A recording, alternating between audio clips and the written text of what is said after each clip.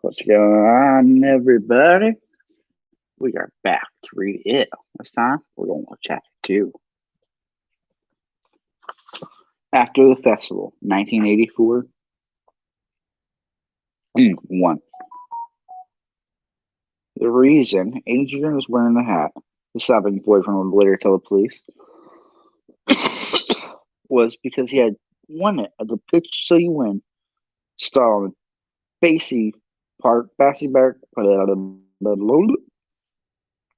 me restart that chat. The reason Adrian was wearing the hat, the sobbing boyfriend would later tell the police, was because he had won it at the Pitch So You Win stall on the Bassy Fair Park grounds just 6 days before his death. He was proud of it. He was wearing it because he loved this shitty little town. The boyfriend, Don Haggerty, screamed at the cops. Now, there's no need for that sort of language,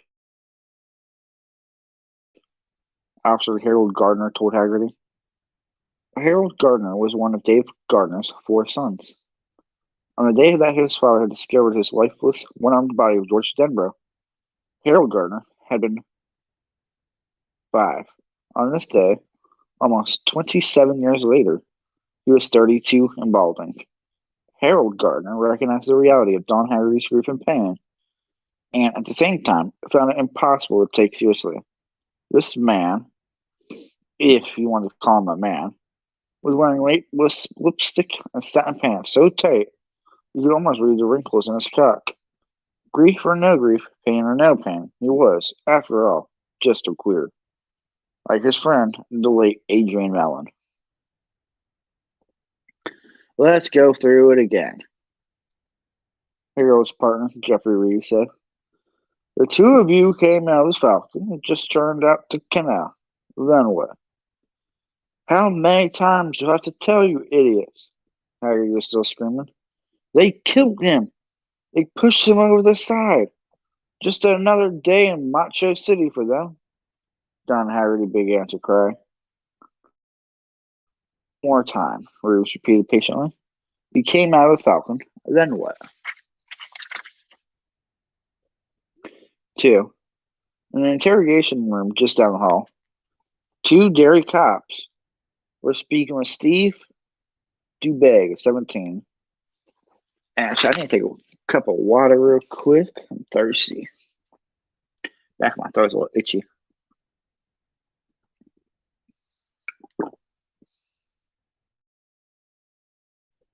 In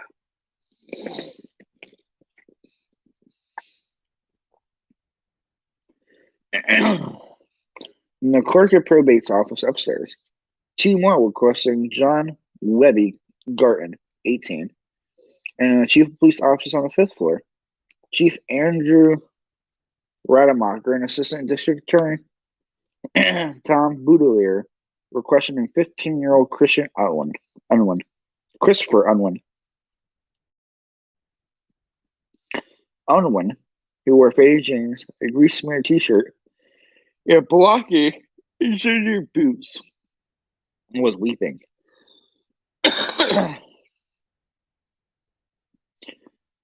Raidmaster and Battalier had taken him because they had quite accurately assessed him as a weak link in the chain. Let's get through it again, Battalier. I'm just going to call him Butler. Sat in his office just as Jeffrey Reeves was saying the same thing 2 floors down. We didn't mean to kill him, Unwin blubbered. It was the hat.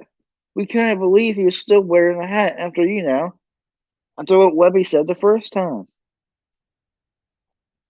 And I guess we'd want to scare him. For what he said.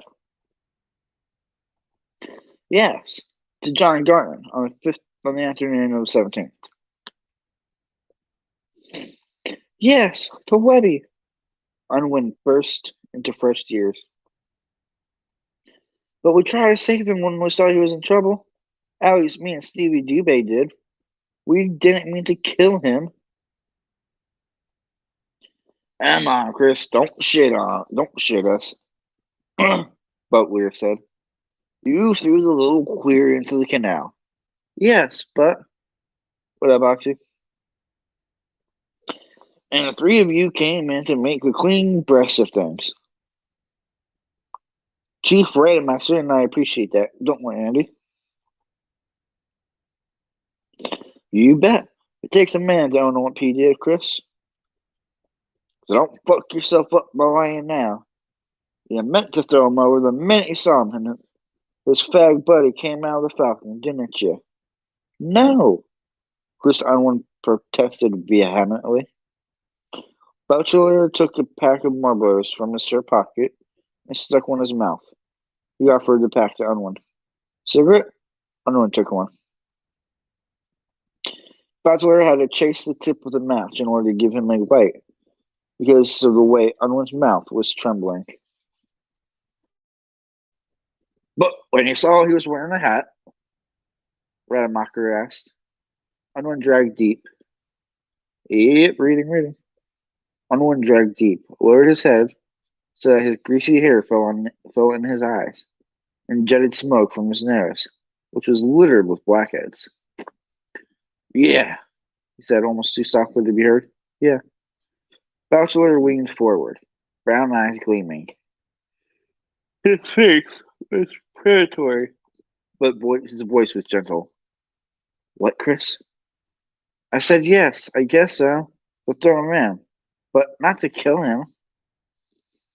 He looked up at them, face frantic and miserable, and still unable to comprehend the stupendous changes which had taken place in his life since he left the house in the last night of Derry's Canal Days Festival with two of his buddies at 7:30 the previous evening.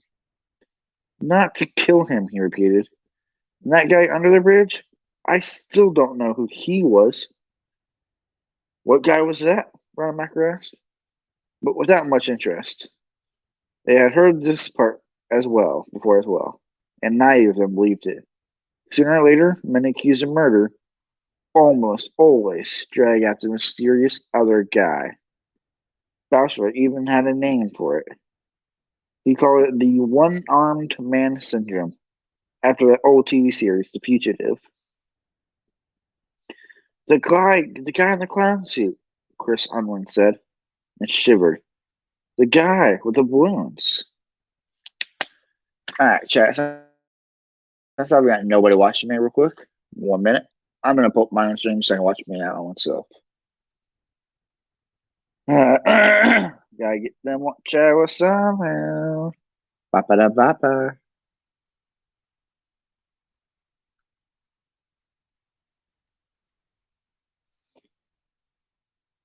The book is very, very long, Oxy. Very long.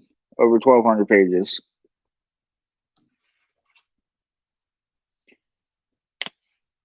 Three. The Canal Days Festival, which ran from July 15th to July 21st, had been a rousing success. Most area residents agreed. A great thing for the city's morale, image, and pocketbook. The week-long festival was pegged to mark the century of the opening of the canal, which ran through the middle of downtown. It had been the canal which had fully opened Derry to the lumber trade in the years 1884 to 1910. It had been the canal which had birthed Derry's boom years. The town was spruced up from east to west and north to south. Potholes which some residents swore hadn't been patched for 10 years or more were neatly filled with hot top and rolled smooth. So with tar. The town buildings were refurbished on the inside, repainted on the outside.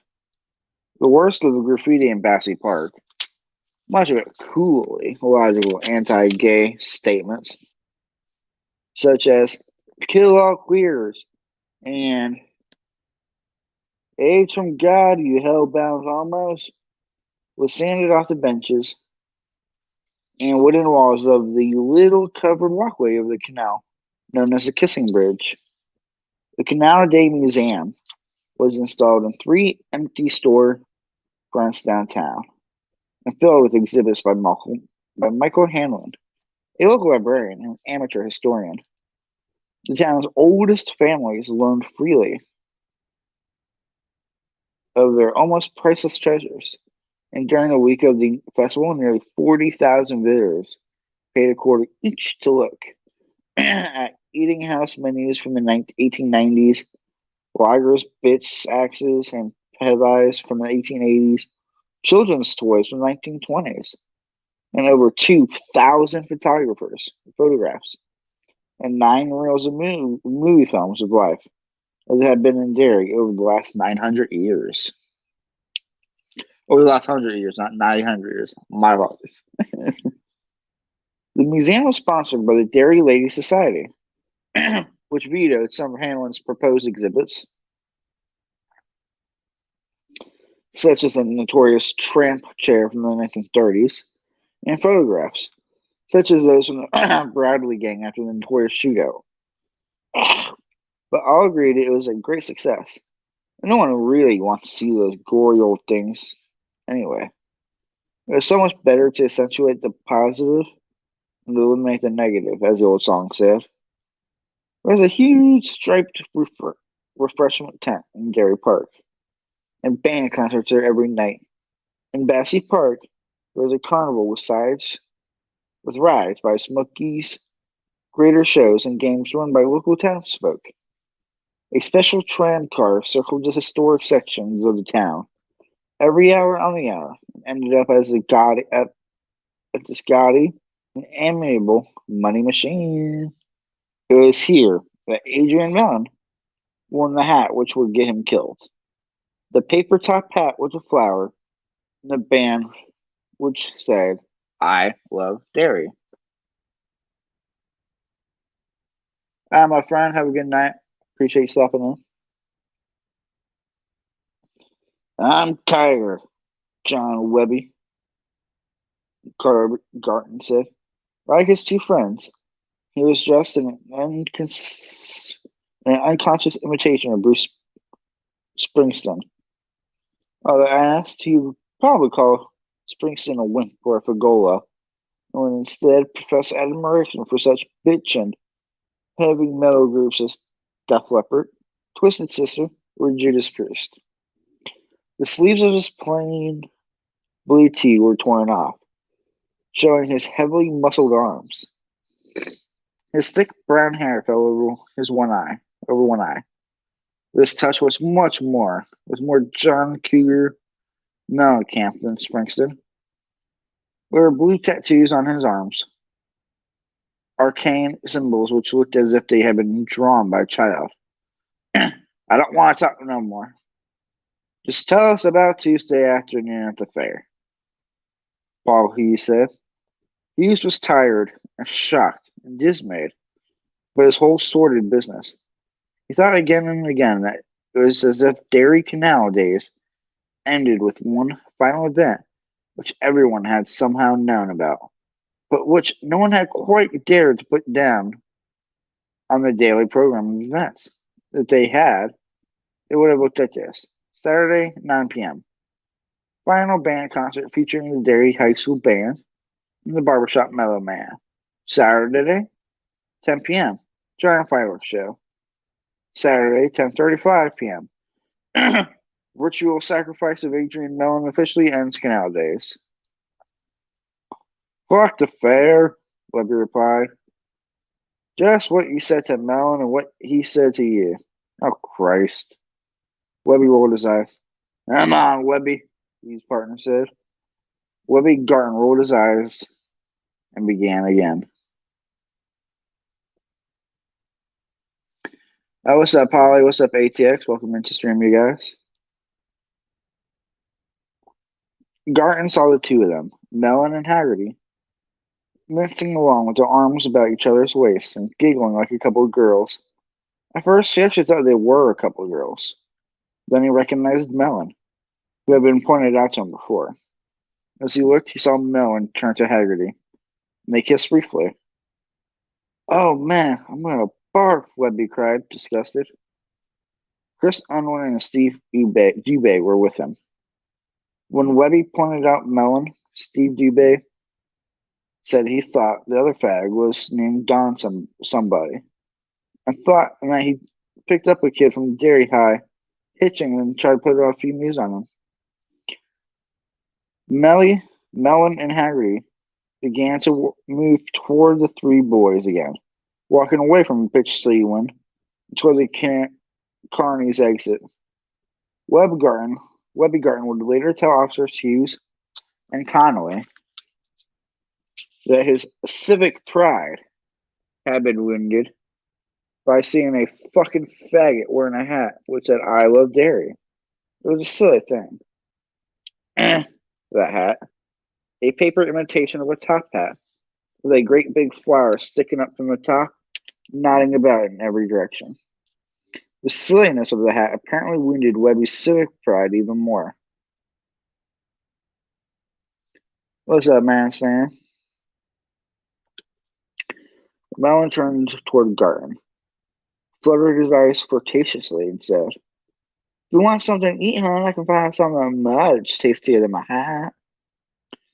At this point, Webby Garten decided he was going to rearrange the faggot's face. Again, chat, this is not me saying all these words. This is Stephen King. I'm just reading it how it's written, chat.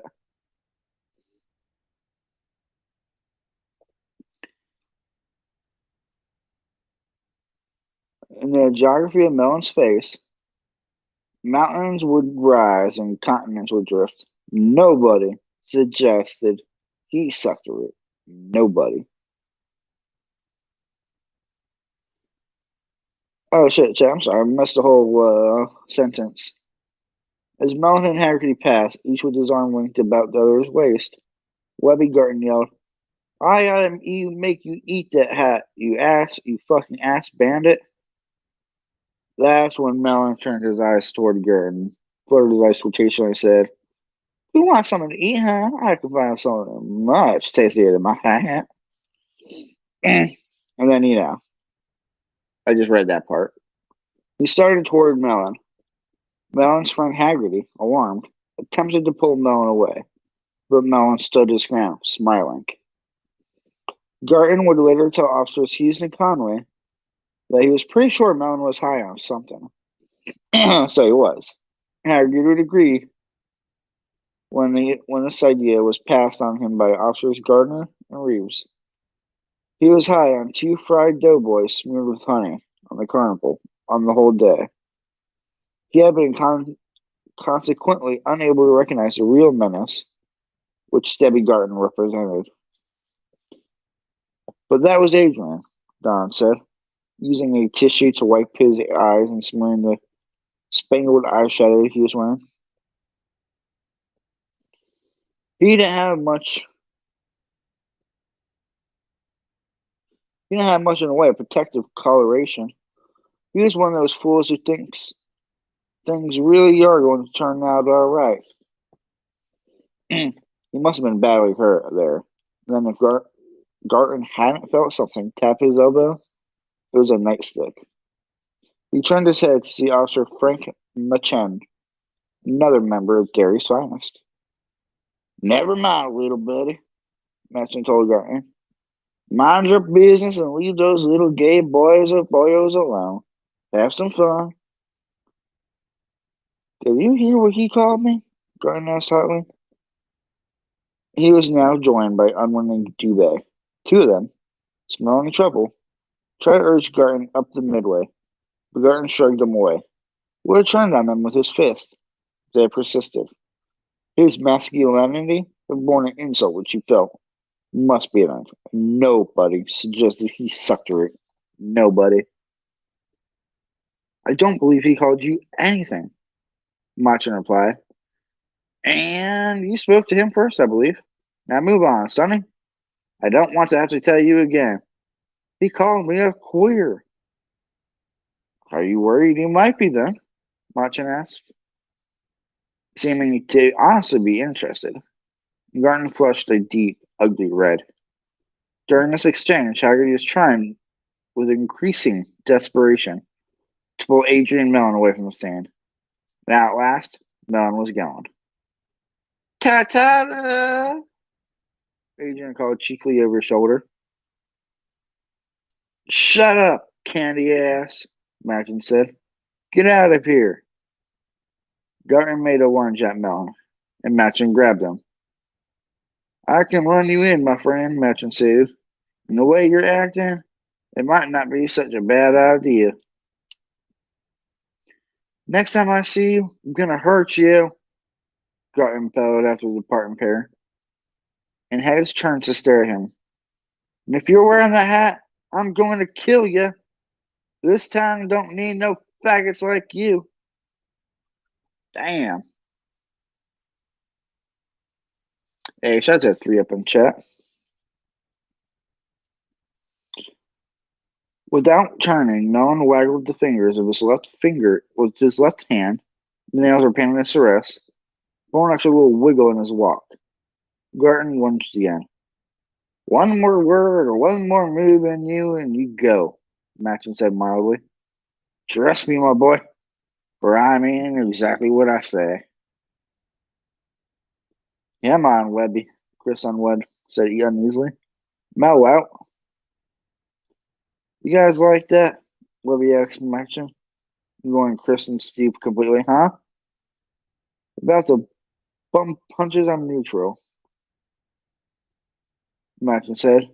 Well, I'm really in favor of his peace and quiet, and you are upsetting what I like, pizza face.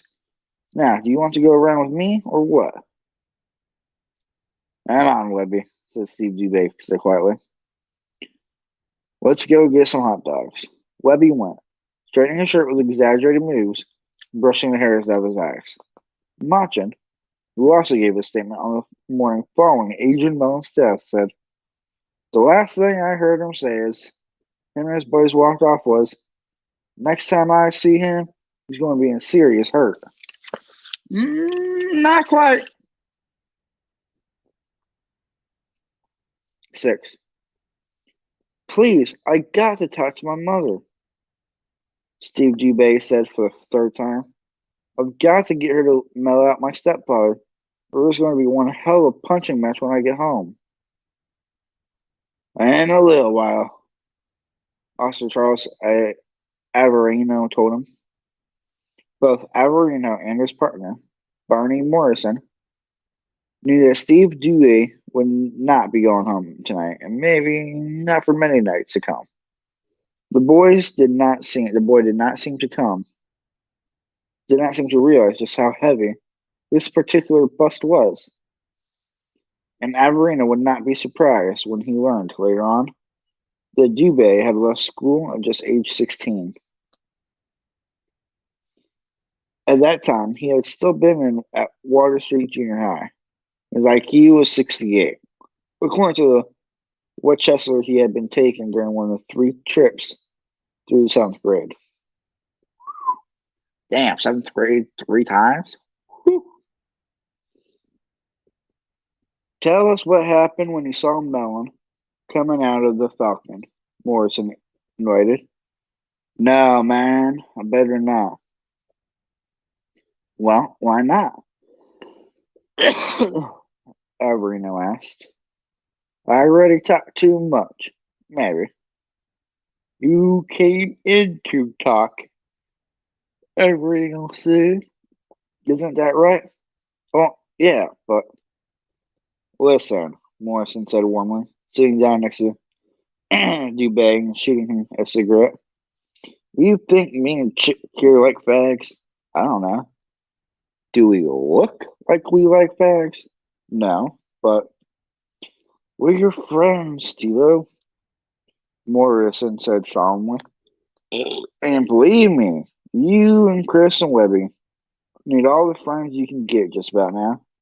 Because tomorrow, every bleeding heart in this town is going to be screaming for your guys' blood. Steve Dubé looked dismally alarmed. Averino, who could almost read the hairbag's pussy little mind, suspected he was thinking about his stepfathers again. And although Everett had no liking for Derry's small gay community, like every other cop on the force, he'd enjoy seeing the Falcon shut up forever.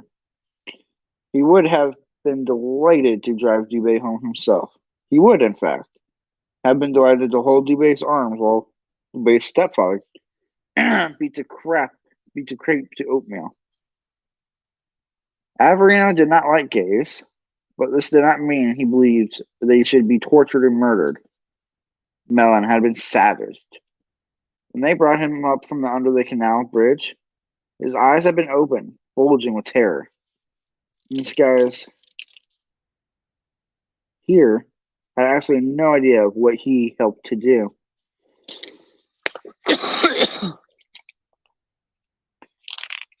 We didn't mean to hurt him, Steve repeated. Look, this was his fallback position when he became even slightly confused. That's why you want to get out front with us, Averano said earnestly. Get the true facts of the matter out in front. This maybe won't amount to a piss hole in the snow. Isn't that right, Barney? As rain, Morrison agreed. One more time, what do you say? Averano coaxed. Well, Steve said, then slowly began to talk. 7. When the Falcon was opened in 1973, Elmer Curdy thought his clientele would consist mostly of bus riders. The terminal next door serves 3 different lines: Trailways, Greyhound, and Aroostook County. What he failed to realize was how many of the passengers who ride buses are women or families with small children in tow. Many others kept their bottles in brown bags and never got off the bus at all. Those who did were usually soldiers or sailors who wanted no more than a quick beer or two. You couldn't very well go on a bender during a 10-minute rest stop. Curdy had begun to realize some of these home truths by 1977, but then it was too late. He was up to his tits and bills. There was no way he could see out of the red ink. The idea of burning the place down for the insurance occurred to him. But unless he hired a professional to torch it, he supposed he would be caught. And he had no idea where professional arsonists hung out anyway. He decided in February of that year that he would give it until July 4th. Things didn't look as if they were turning around by then. He would simply walk up to the next door, get on a hound, and see how things looked down in Florida. But in the next 5 months, and an amazing, quiet sort of prosperity came to the bar, which was painted black and gold inside and decorated with stuffed birds.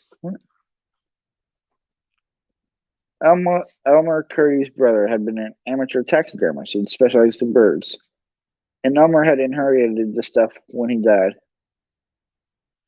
Certainly. Instead of drawing 60 beers and pouring maybe 20 drinks a night, Elmer was drawing 80 beers and pouring 100 drinks, 120, sometimes 160. His clientele was young, polite, almost exclusively male. Many of them dressed outrageously, but those were years when outrageous dress was still almost the norm. And Elmer Curdy did not realize that his patrons were just about almost exclusively gay until 1981 or so. If Derry residents had heard him say this, they would have laughed and said that Elmer Curdy must think they had all been born yesterday. This claim was perfectly true.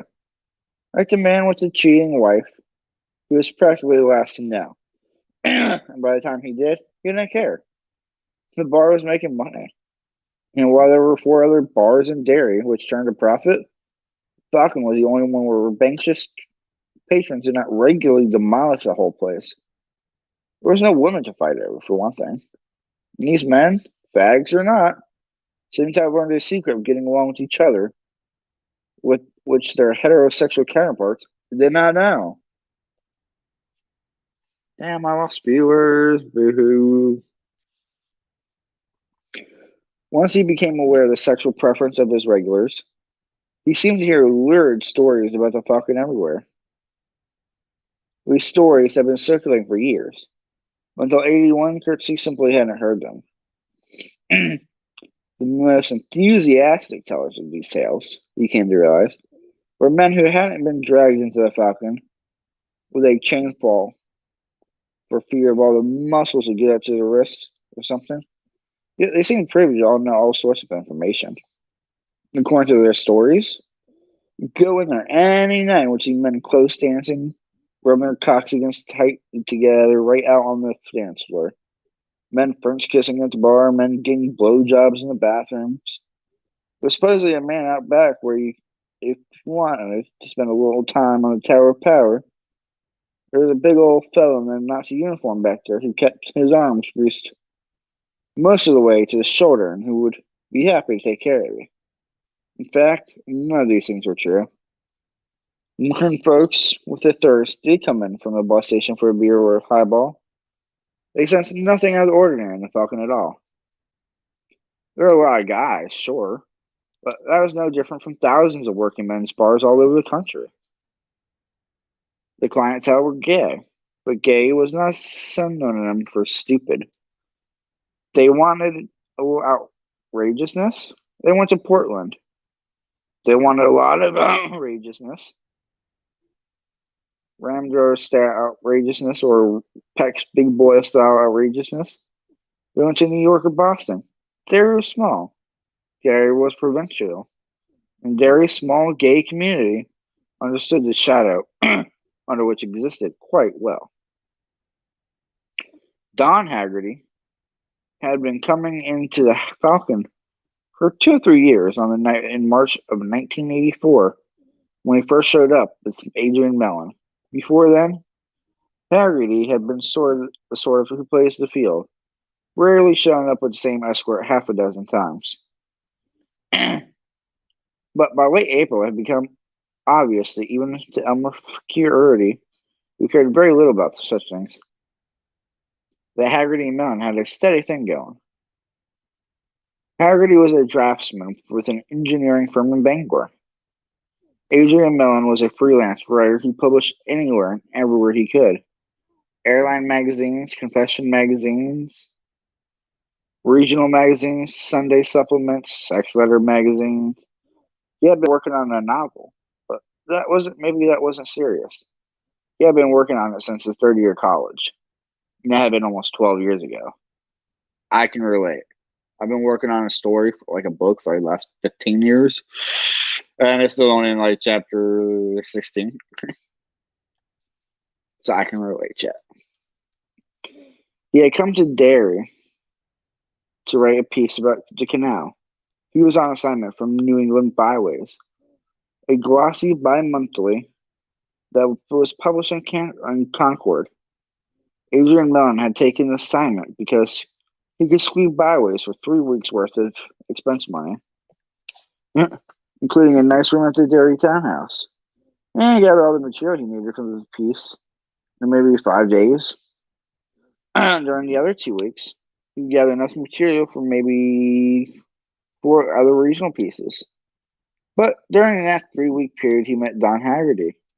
And instead of going back to Portland when his 3 weeks on the cuff were over, he found himself a small apartment on the Kossuth Lane.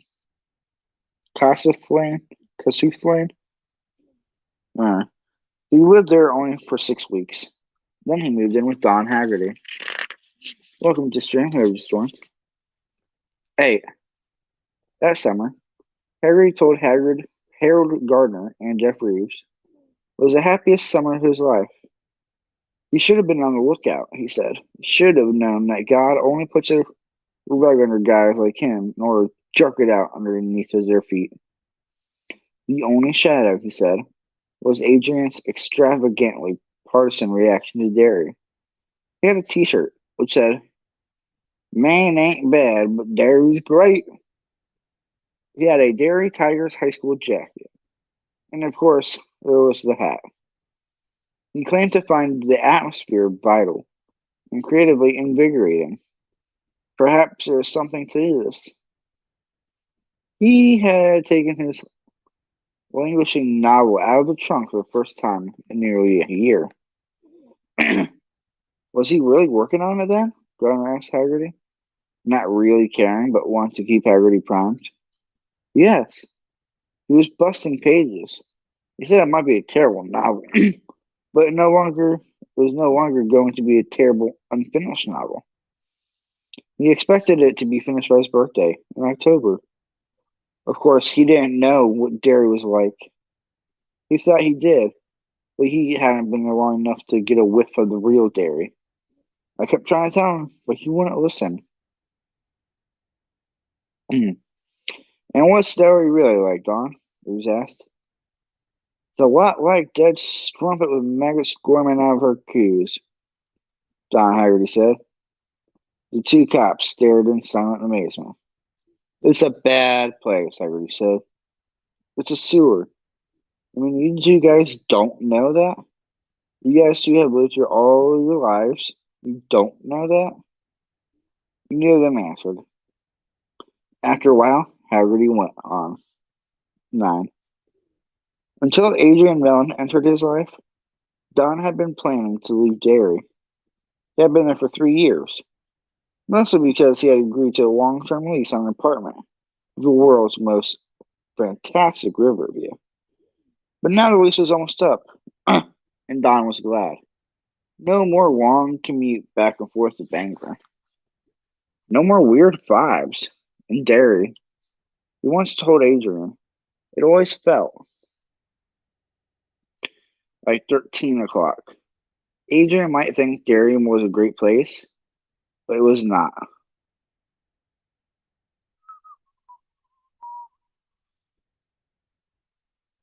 But it scared Don. It was not just the town's tightly homophobic attitude, an attitude as clearly expressed by the town's preachers as by the graffiti in Bassey Park, but that was one thing he had been able to put his finger on. Adrian had laughed. Don, every town in America has a contingent that hates the gay folk, he said. Don't tell me you don't know that. What's is, after all, the eager a running moron and Phyllis housefly. Come, down to Bassey Park with me, Don had replied, after seeing that Adrian really meant what he was saying. And what he was really saying was that there was no worse than any other fair-sized town in the hinterlands. I want to show you something, my love. They drove to Bassey Park. This had been in mid-June, about a month before Adrian's murder, Harry told the cops. He took Adrian into the dark, vaguely unpleasant-smelling shadows of the Kissing Ridge. He pointed out one of the graffiti. Adrian had to strike a match and hold it below the writing in order to read it.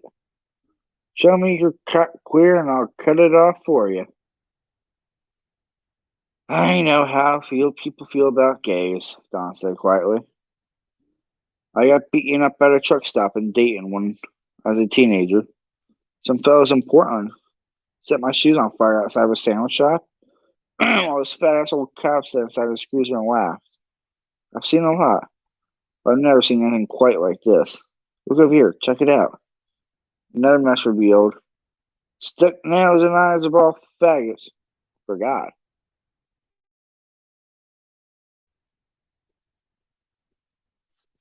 Whoever writes these tight little homilies has got a case of the deep down crazies. I'd feel bad if I thought it was just one person, one isolated sickie, but Don swept his arms vaguely about the length of the Kissing Ridge. There's a lot of this stuff, and I just don't think one person did it all. That's why I wanted to leave the Dairy Aid. Too many places and too many people seem to have the deep down craze. Well, wait until I finish my novel, okay? Please? October, I promise. No later. The air's better here. He didn't know it was going to be the waters he was going to have to watch out for, Don Harry said bitterly. 10. Tom Butler and Chief Rademacher leaned forward, neither of them speaking. Chris Unwin sat with his head down, talking monotonously to the floor. This was the part they wanted to hear. This was the part that was going to send at least two of these assholes to Thomaston. The fair wasn't no good, Unwin said. They was already taking down all the bitchin' rides, like the Devil Dish and the Parachute Drop. They already had a sign on the bumper cars that said closed. There wasn't nothing open but baby rides. So we went down and by the games and Weppy saw that picture till you win. And he said, and he paid 50 cents. And he said, you seen that? And he seen that hat the queer was wearing. They pitched out the hat of that, but he kept missing. And every time he missed, he got more and more a bad mood, And Steve, he's the guy who usually goes around saying, mellow out. Like, mellow out this and mellow out that. Might you fucking mellow out, Only he was in a real piss off mood because he took this pill, you see, I don't know what kind of pill, red pill. Maybe it was even legal. But he keeps after Webby, and so I thought Webby was going to hit him, He goes, you can't even win that queer's hat. You must be really wasted if you can't even win that queer's hat. So finally, the lady gave us a prize, even though the ring wasn't over. Because I think she wanted to get rid of us. I don't know. Maybe she didn't, but I think she did. It was this noisemaker thing, You blow and it puffs up and unrolls and makes a noise like a fart, We tried.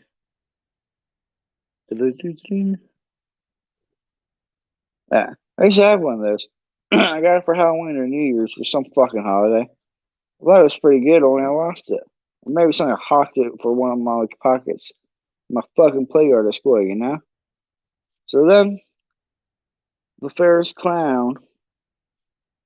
So then, the fair's closing. And we're walking out and Steve's still on Webby's about not being able to win that queer's hat, And Webby ain't saying much. I know that's a bad sign. But I was pretty faced So I knew I had to change the subject, and I couldn't think of no subject, So when we get into this parking lot, Steve says, "Where do you want to go, home?" And Webby goes, "Let's crew by the Falcons. Let's see if that queer's around." Battalier and Radenbacher exchanged a glance. Battalier raised a single finger and tapped it against his cheek.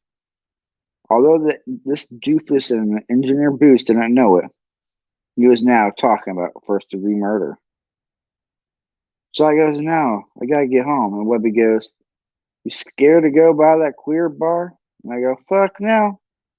And Steve's still high or something. He says, "Let's go grease some queer meat. Let's go grease some queer meat. Let's go grease." 11. Damn, so I'm getting tired. 9 more pages, though. We're almost there. The timing was just enough so that things worked out wrong for everyone. Adrian Mellon and Don Haggerty came out of the Falcon after 2 beers, walked up past the bus station, and then linked hands. Neither of them thought about it. It was just something they did. It was 10:20. They reached the corner and turned left. The Kissing Bridge was almost half a mile upriver from here. They went across Main Street Bridge, which was much less picturesque. The Kanduskiag was somewhat low, no more than 4 feet of water sliding listlessly around the concrete pilings. When the duster drew abreast of them, Steve Dubé had spotted the two of them coming out of Falcon gleefully pointed them out. They were on the edge of the span. Cut in! Cut in! Webby Garten screamed. The two men had just passed under a streetlight, and he had spotted the fact that they were holding hands. This infuriated him, but not as much as the hat infuriated him. The big paper flower was nodding crazily this way and that. Cut in, god damn it! And Steve did. Chris Unwood would deny active participation in what followed, but Don Haggerty told a different story. He said that Garton was out of the car almost before it stopped, and that the other two quickly followed. There was talk, not good talk. There was no attempts at flippancy or false coquetry on Adrian's part that night. This night, he recognized they were in a lot of trouble. Give me that hat, Garton said. Give it to me, queer. If I do, will you leave us alone? Adrian was wheezing with fright, almost crying, looking from Unwin to Dubé to Garton with terrified eyes. Just give me the fucker. Adrian handed it over. Garton produced a switch knife from the left front pocket of his jeans and cut it into 2 pieces. He rubbed the pieces against the seat of his jeans. Then he dropped them to his feet and stomped them. Don Haggerty backed away a little while their attention was divided between Adrian and the hat. He was looking, he said, for a cop. Now will you let us all... Adrian Mellon began, and that was when Garton punched him in the face, driving him back against the waist-high pedestrian railing of the bridge. Adrian screamed, clapping his hands to his mouth. Blood poured from his fingers. Aid! Haggerty cried and ran forward again. Dubé tripped him. Garton booted him in the stomach, knocking him off the sidewalk and into the roadway. A car passed. Haggerty rose to his knees and screamed at it. It didn't slow. The driver, he told Garton Andrews, never even looked around. Shut up, queer, Dubé said, and kicked him in the side of the face. Haggerty fell on his side in the gutter, semi-conscious. A few moments later, he heard a voice, Chris Unwin's, telling him to get away before he got what his friend was getting. In his own statement, Unwin verified giving his warning. Haggerty could hear thudding blows, the sound of his lover screaming. Adrian sounded like a rabbit in a sneer. He told the police, wait, do rabbits actually make noises? I didn't know that. He turned back to look. Adrian Mellon, who stood about 5'5" and might have weighed about 135 pounds, soaking wet, was being pushed from Garton to Dubé to Unwin in a kind of triple play. His body jittered and flopped like the body of a rag doll. They were punching him, pummeling him, ripping at his clothes. As he watched, he said Garton punched Adrian in the crotch. Adrian's hair hung in his face. Blood poured out of his mouth and soaked his shirt. Webby Garton wore 2 heavy rings on his right hand. One was a Derry High School ring. The other one he had made in shot glass. An intertwined brass DB stood out, 3 inches from his ladder. The letter stood for the Dead Bugs, a metal band he particularly admired. The rings had torn Adrian's upper lip, ouch, and shattered 3 of his upper teeth, ouch, at the gum line. Help! Haggerty shrieked. Help! Help! They're killing him! Help! The buildings in Main Street loomed dark and secret. No one came to help, not even from one white island of light which marked the bus station. And Haggerty did not see how that could be. There were people in there. He had seen them when he and Aid walked past. Would none of them come to help? None of them? Help! Help! They're killing him! Help! Please help! For God's sakes! Help? A very small voice whispered for Don Haggerty's left, and then there was a giggle. Bums rush! Garton was yelling now, yelling and laughing. All three of them, Haggerty told Gardner and Reeves, had been laughing while they beat Adrian up.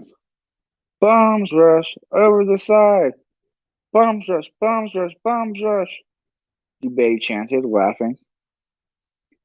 Help! The small voice said again. And although the voice was grave, that giggle followed again. It was like the voice of a child who could not help himself. Haggerty looked down and saw the clown, and it was at this point that Gardner and Reeves began to discount everything that Haggerty said, because the rest was a raving of a lunatic. Later, however, Harold Gardner found himself wondering. Later, when he found that the unwin boy had also seen the clown, or said he had, he began to have second thoughts. His partner either never had them or never would admit to them. The clown, Haggerty said, looked like a cross between Ronald McDonald and that old TV clown Bozo, or so he thought at first. It was the wild tufts of orange hair that brought such comparisons to mind. But later consideration may cause him to think that the clown really looked like neither. The smile painted over the white pancake was red, not orange, and the eyes were a weird shiny silver. Contact lenses, perhaps? But a part of him thought then, and continued to think, that maybe the silver had been the real color of those eyes.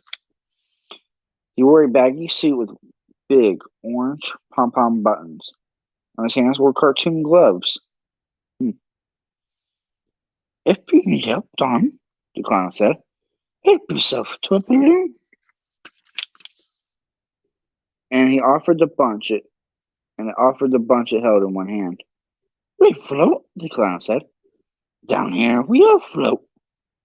Pretty soon your friend will float too. This clown called you by name? Jeff Reeves said in a totally expressionless voice. He looked over at Haggerty's bent head at Harold Gardner, and one eye drew in a wink. Yes, Haggerty said, not looking up. I know how it sounds. 13. So then you threw him over, Bowser said. Bums rush. Not me, Unwin said, looking up. He flicked the hair out of his eyes with one hand and stared at them urgently. When I saw that what they really meant to do, I tried to pull Steve away. I knew the guy might get banged up. It was like 10 feet to the water. It was 23. One of Chief Rademacher's patrolmen had already measured. But it was like he was crazy. The two of them had kept yelling, bombs rush, bombs rush. They picked him up. Levy had him under the arms, and Steve had him by the seat of his pants, and 14. When Harry saw what they were doing, he rushed back toward them, screaming, No! No! No! At the top of his voice. Chris Unwin pushed him backward, and Harry landed in a teeth-reddened heap on the sidewalk. Do you want to go over too? He whispered. Run, baby. They threw Adrian Mellon over the bridge and into the water then. Haggerty heard the splash. Let's get out of here, Steve Dubé said. He and Webby were backing toward the car. Chris Unwin went to the railing and looked over. He saw Haggerty first, sliding and clawing his way down the weedy, trash-littered embankment to the water. Then he saw the clown. The clown was dragging Adrian out on the far side with one arm. Its balloon were in his other hand. Adrian was dripping wet, choking, moaning. The clown twisted its head and grinned up at Chris. Chris said he saw its shining silver eyes and its bare teeth. Great, big teeth, he said. Like the lion in the circus, man, he said. I mean, they were that big. Then, he said, he saw the clown shove one of Adrian Mellon's arms back so it lay over his head. Then what, Chris? Bachelor said. He was bored of this part. Fairy tales had bored him since the age of 8 on. I don't know, Chris said. That was when Steve grabbed me and hauled me into the car. But I think it bit into his armpit. He looked up at them again, uncertain now. I think that's what it did. Bit into his armpit. Like it wanted to eat him, man. Like it wanted to eat his heart. 15. No. Harry said when he presented with... No. Harry said when he was presented with Chris Unwin's story in the form of questions. The clown did not drag Aid up on the far bank, at least not that he saw, and he would grant that he had been something less than a disinterested observer by that point. By that point, he had been out of his fucking mind. The clown, he said, was standing near the far bank for Adrian's dripping, clutched body in his arms. Aid's right arm was stuck stiffly out behind the clown's head. The clown's face was indeed in Aid's right armpit, but it was not biting, it was smiling. Hagrid could see it looking out from beneath Aid's arm and smiling. The clown's arms. What? Don't know what that meant. Clown's arms tightened, and Hagrid heard ribs splinter. Aid shrieked. Fruit with dust, Don, the clown said out of his grinning mouth, and then pointed with one of his white-gloved hands under the bridge. Balloons floated against the underside of the bridge. Not a dozen or dozens, but thousands. Red and blue, green and yellow. And printed on the side of each was, I love dairy. 16. Well, now, it surely does sound like a lot of balloons, Reeve said, and tipped Hale Gardner another wink. I know how it sounds, Hagrid reiterated in the same dreary voice. You saw the balloons? Gardner said. Don Haggerty slowly held his hands up in front of his face. I saw them as clearly as I can see my own fingers at this moment. Thousands of them. You couldn't even see the upper side bridge. There were too many of them. They were rippling a little, like squealing noise. There is a sound. A funny low squealing noise. That was their sides rubbing together. The strings. There was a force of white strings hanging down. They looked like white strands of spiderweb. The clown took Aid under there. I could see it in its suit, brushing through those strings. Aid was making awful choking sounds. I started after him. And then the clown looked back. I saw its eyes. Now all at once I understand who it was. Who was it, Don? Harold Gardner asked softly. It was Derry, Don Haggerty said. It was this town. And what did you do then? It was Reeves. I ran, you dumb shit, Haggerty said, and burst into tears. 17. Harold Gardner kept his peace until November 13th, the day before John Garton and Stephen Dubé were to go on trial in Derry's district court for the murder of Adrian Mellon. Then he went to see Tom Butterbeer. He wanted to talk about the clown. Butterbeer didn't. But when he saw Gardner might do something stupid, without a little guidance, he did. There was no clown, Harold. The only clowns out that night were those 3 kids. You know that as well as I do. We have 2 witnesses. Oh, that's crap. I'm the one who decided to bring on the one-armed man, as in, we didn't kill that poor little faggot. It was a one-armed man. As soon as he understood he'd just really gotten his buns into some hot water this time, Haggerty was hysterical. He stood by and watched those kids murder his best friend. It wouldn't have surprised me if he'd seen flying saucers. But Bulletier knew better. Gardner could see it in his eyes, and the assistant DA's ducking and dodging irritated him. Come on, he said. We're talking about independent witnesses here. Don't bullshit me. Oh? You want to talk bullshit? Or are you telling me you believe there was a vampire clown under the Main Street Bridge? Because that's my idea of bullshit. No, not exactly, but or that Haggerty saw a million balloons down there, a billion balloons down there, each imprinted with exactly the same thing as what was written on his lover's hat. Because that is also my idea of bullshit. No, but then why are you bothering me with this? Stop cross-examining me, Gardner roared. They both described it the same, and neither knew the other one was saying. Butler had been sitting on his desk, at his desk, playing with a pencil. Now he put the pencil down, got up, and walked over to Harold Gardner. Butler was about 5 inches shorter, but Gardner retreated a step before the man's anger.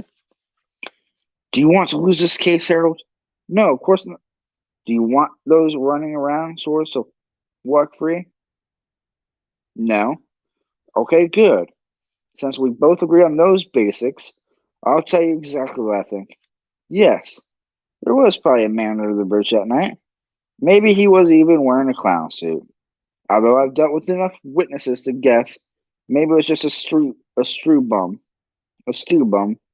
or transient wearing a bunch of cast-off clothes.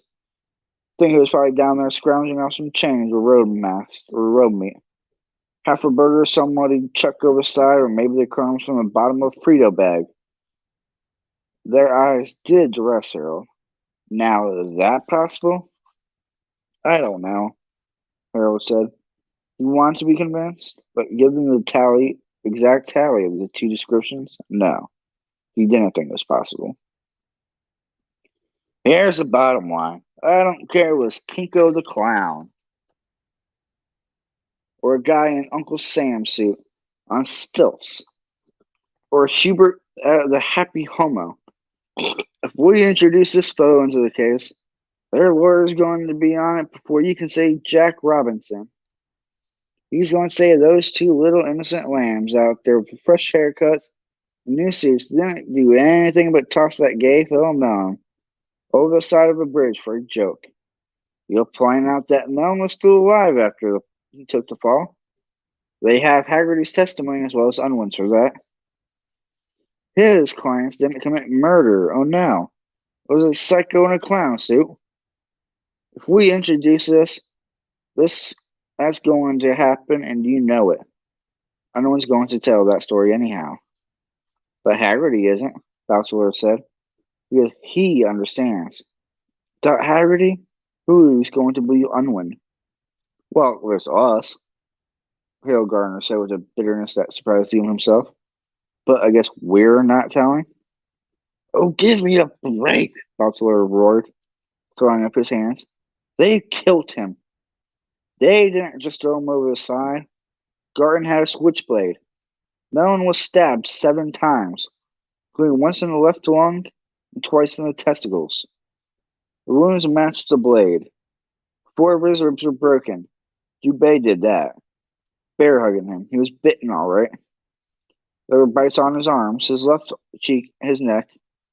I think that was Unwin and Garton, although we've only got one clear match, and that one's probably not clear enough to stand up in court. And so, all right, there was a big chunk of meat gone from his right armpit. So what? One of them really liked to fight. Probably even got himself a pretty good bone on while he was doing it. I'm getting Garton, although we'll never prove it. And Mellon's earlobe was gone. Bachelor stopped, glaring at Harold. If we let in this clown story, we'll never bring it home to them. Do you want that? No, I told you. The guy was a fruit, but he wasn't hurting anyone, Bachelor said. So hi-ho the dairy, yo. Along came these 3 pushholes. They're engineered boots, and they stole his life. Steal his life. I'm going to put them in the slam, my friend. And if I hear they got puckery little assholes cord down there at Thompson, must send them cards saying I hope whoever did it has AIDS. Very fiery, Gardner thought. The convictions will also look very good on your record when you run for the top spot in 2 years. But he left without saying more. He also wanted to see them put away. 18. John Weber Garton was convicted of first-degree manslaughter and sentenced to 10 to 20 years in Thompson State Penitentiary. Stephen Bishop Dubé was convicted of first-degree manslaughter and sentenced to 15 years in Shawshank State Prison. Damn. Christopher Philip Unwin was tried separately as a juvenile and convicted of second-degree manslaughter. He was sentenced to 6 months at South Wyndham Boys Training Facility. Sentence suspended. At the time of this writing, all 3 sentences are under appeal. Garton and Dubé may be seen on any given day girl watching or playing penny pitch in Bassey Park, not far from where Mellon's torn body was found floating against one of the pilings of the Main Street Bridge. Don Haggerty and Chris Unwin had left town. At the major trial, that of Garton and Dubé, no one mentioned a clown. All right, chat, and that was it of chapter 2. And the next time I read, it's gonna be a long ass chapter. And yeah, but everybody, thanks for coming out. I hope everybody smashed that like button for me. Appreciate the watch time for everybody who stayed and watched for a little bit. And yeah, I will see you guys tomorrow when I stream Fortnite probably. Till then, Daves-Raves out. Peace.